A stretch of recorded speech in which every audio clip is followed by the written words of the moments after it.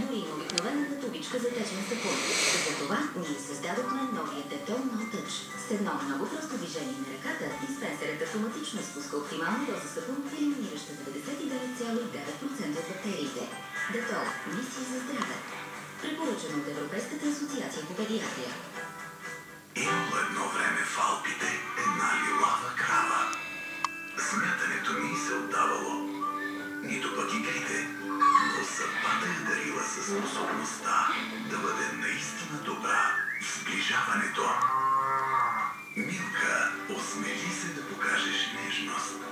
Открий дори най-малкия повод и направи нежна жест. Навсякъде и по всяко време. Осмели се да добавиш малко нежност към всеки миг. Свърших с проекта. Аз бях дрежките на Митко Стелата, деликатен към нежната му кожа, а дрежките оставят така приятно. Както се родиха децата и аз пера само с Телбебе. Всички 15 часа. Пера дрехите на всички вкъщи с Телбебе. Ризите на мъжа ми прости блестят. Специалната формула на Телбебе изпира без остатък. Телбебе.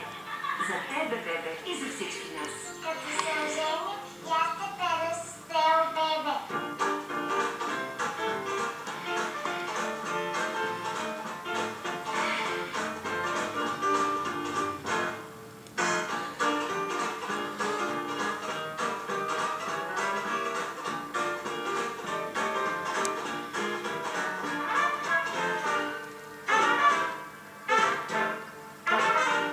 Споделяйки 3 пъти повече с абонаментните програми на Главу.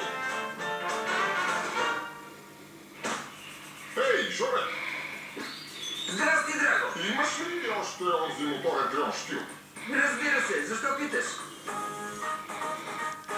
Виждаш ли този ствол? Трябва да се отреше на две. Никакъв проблем. О, не, по дължина. Трябва да си купя моя машина. Защо не? Сега ще предлага есенна промоция на моторни триони и коси. Смиенето на зъбите почиствате едва 1/4 от устата си. Опитайте Листерин. Специалната му формула унищожава до 99,9% от вредните бактерии. Прониква дълбоко в плаката и подобрява ежедневната грижа за устата ви. Това, което започва с четката за зъби, завършва с вода за уста Листерин. Листерин – помпа срещу бактериите.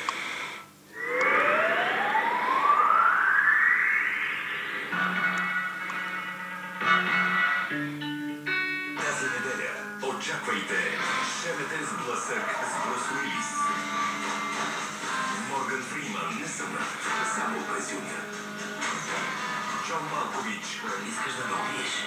И Хелън Мирън. Една невероятно опасна комбинация. Пак се брах на партите.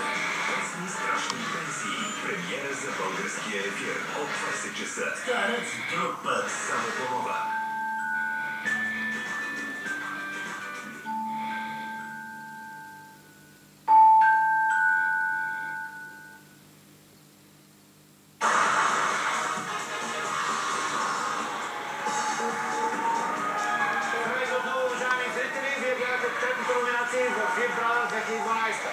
За незапознатите, това е моментът, в който квартирантите гласуват типично по-български, с наказателен вот. Не за този, който им харесва, а срещу този, който ги дразни. И всичко това е замаскирано под благите думи. Той е много силен играч. До тук най-съдите квартиранти са Владо и Ирен, които имат цели 5 гласа и най-големи шансове да се присъединят към Ники в кюпа за номинираните. Плътно след него, след тях всъщност с равни 4 номинационни точки са Фънки, Люси и Патрашкова. Сега да видим номинациите на двама от тях.